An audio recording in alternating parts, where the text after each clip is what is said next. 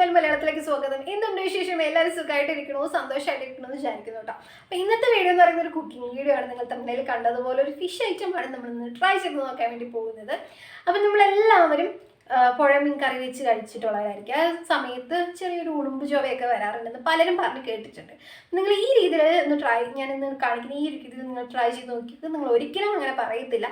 അത് മാത്രമല്ല അടിപൊളി ടേസ്റ്റാണ് കേട്ടോ. തീർച്ചയായിട്ടും നിങ്ങൾ എല്ലാവരും ഒന്ന് ട്രൈ ചെയ്ത് നോക്കണേ.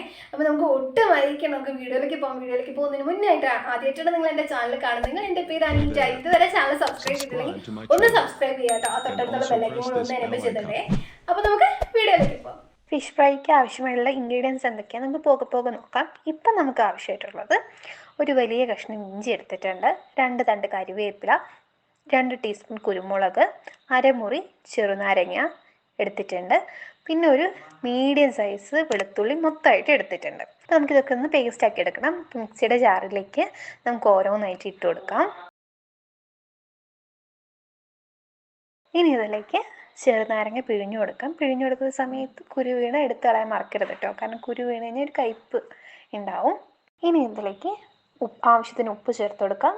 എന്നിട്ട് നന്നായിട്ടൊന്ന് അരച്ചെടുക്കാം. അപ്പോൾ ഇവനാണ് ഇന്നത്തെ നമ്മുടെ താരം. ഞാനിവിടെ എത്തിയത് ഫിലോപ്പിയാണ്. ചില സ്ഥലങ്ങളിൽ തിലാപ്പിയ, സിലോപ്പിയ അങ്ങനെ പല പേരിൽ ഇത് അറിയപ്പെടുന്നുണ്ട്. അപ്പോൾ ഇത് നന്നായിട്ട് കഴുകി വൃത്തിയാക്കി എടുത്തിട്ടുണ്ട് കേട്ടോ. ഇത് ഞാൻ 1/2 കിലോ ആണ് എടുത്തേക്കുന്നത്. ഇതിലേക്ക് അരച്ച് വെച്ചിരിക്കുന്ന മസാല ചേർത്ത് കൊടുക്കാം. ഇനി ഇതിലേക്ക് 1/2 ടീസ്പൂൺ മഞ്ഞൾപ്പൊടി ചേർത്ത് കൊടുക്കാം. ഇനി എരിവനുസരിച്ച് നമുക്ക് മുളക് പൊടി ചേർത്ത് കൊടുക്കാം. ഓൾറെഡി നമ്മളിതിലേക്ക് കുരുമുളക് ഇട്ടിട്ടുണ്ട്, അപ്പോൾ അതൊക്കെ നോക്കിയിട്ട് വേണം നമ്മൾ മുളക് പൊടി ചേർത്ത് കൊടുക്കാൻ. 2 ടീസ്പൂൺ വെളിച്ചെണ്ണ ചേർത്ത് കൊടുക്കാം. ഇനി ഇത് നന്നായിട്ട് മീനിൽ തേച്ച് പിടിപ്പിക്കാം. മീനിൻ്റെ ഉള്ളിലും പുറത്തും നന്നായിട്ട് തേച്ച് പിടിപ്പിക്കണം. അപ്പം ഞാനിതിൽ ചെറുനാരങ്ങ ചേർത്ത്, നിങ്ങൾക്ക് വേണമെങ്കിൽ വാളംപുള്ളിയുടെ നീരൊഴിക്കാം കേട്ടോ. നന്നായിട്ട് തേച്ച് പിടിപ്പിച്ചിട്ടുണ്ട്. മീനിൻ്റെ ഉള്ളിലും പുറത്തൊക്കെ നന്നായിട്ട് തേച്ച് പിടിപ്പിച്ചിട്ടുണ്ട്. ഇനി ഇതൊരു 15 മിനിറ്റ് തൊട്ട് 30 മിനിറ്റ് വരെ നമുക്ക് ഇങ്ങനെ തന്നെ വെക്കാം. ആ മസാലയൊക്കെ ആ മീനിലൊന്ന് പിടിക്കട്ടെ. ഇപ്പോൾ 30 മിനിറ്റ് ആയിട്ടുണ്ട്. അപ്പോൾ ഞാനിവിടെ ഒരു പാത്രം അടുപ്പത്ത് വെച്ചിട്ടുണ്ട്. ഈ പാത്രം ഒന്ന് ചൂടാകുമ്പോൾ നമുക്കിതിലേക്ക് ആവശ്യത്തിന് എണ്ണ ഒഴിച്ചു കൊടുക്കാം. ഞാൻ എടുത്തിരിക്കുന്ന പാത്രം കുഴിയുള്ള പാത്രം ആയതുകൊണ്ട് എണ്ണ എല്ലായിടത്തും ആവാൻ വേണ്ടിയിട്ടൊന്ന് ചുറ്റിച്ചു കൊടുത്തിട്ടുണ്ട്. അപ്പോൾ എണ്ണ ചൂടായിട്ടുണ്ട്. ഇനി ഇതിലേക്ക് നമുക്ക് മീനുകൾ ഓരോന്നായിട്ട് ഇട്ട് കൊടുക്കാം.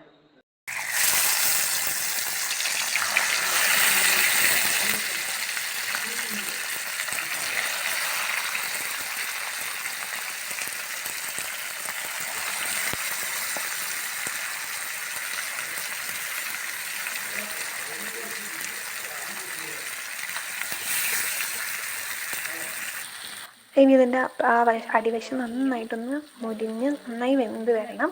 എന്നിട്ട് നമുക്ക് മറിച്ചിടാം.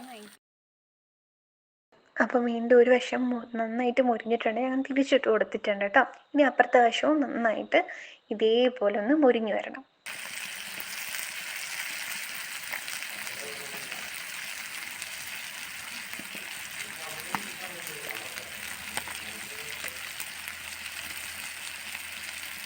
അപ്പോൾ അത് അപ്പുറത്തെ വശവും നന്നായിട്ട് മുരിഞ്ഞിട്ടുണ്ട്. ഇനി നമുക്ക് ഗ്യാസ് ഓഫ് ചെയ്തിട്ട് നമുക്കിതൊരു പാത്രത്തിലേക്ക് സെർവ് ചെയ്യാം. അപ്പോൾ ഇത് നമ്മുടെ മീനുകൾ സുന്ദര കുട്ടപ്പനായിട്ട് റെഡി ആയിട്ട് ഇരിപ്പുണ്ട്. ഇനി കഴിച്ചാൽ മാത്രം മതി. കാണുന്ന പോലെ അടിപൊളി ടേസ്റ്റാണ് കേട്ടോ. നിങ്ങൾക്ക് ഈ മീനിൽ മാത്രമല്ല, നിങ്ങൾക്ക് ഇഷ്ടമുള്ള എല്ലാ മീനിലും ഈ റെസിപ്പി ട്രൈ ചെയ്ത് നോക്കാവുന്നതാണ്. മത്തിയായാലും എല്ലാ മീനിലും നിങ്ങൾക്കിത് ട്രൈ ചെയ്ത് നോക്കാം കേട്ടോ. ട്രൈ ചെയ്ത് നോക്കിയിട്ട് കമൻറ്റ് ചെയ്യാൻ മറക്കരുത്. അപ്പോൾ നിങ്ങൾക്ക് ഇന്നത്തെ വീഡിയോ എല്ലാവർക്കും ഇഷ്ടപ്പെട്ടു എന്ന് വിചാരിക്കുന്നു. ഇഷ്ടപ്പെട്ട ലൈക്ക് ചെയ്യാനും ഷെയർ ചെയ്യാനും പിന്നെ നിങ്ങളുടെ അഭിപ്രായങ്ങൾ കമൻറ്റ് ചെയ്യാനും മറക്കരുത്. എൻ്റെ ചാനലൊന്ന് സബ്സ്ക്രൈബ് ചെയ്യാനും. മറ്റൊരു വീഡിയോ ആയിട്ട് നമുക്ക് വീണ്ടും കാണാം. അതുവരെ ബൈ.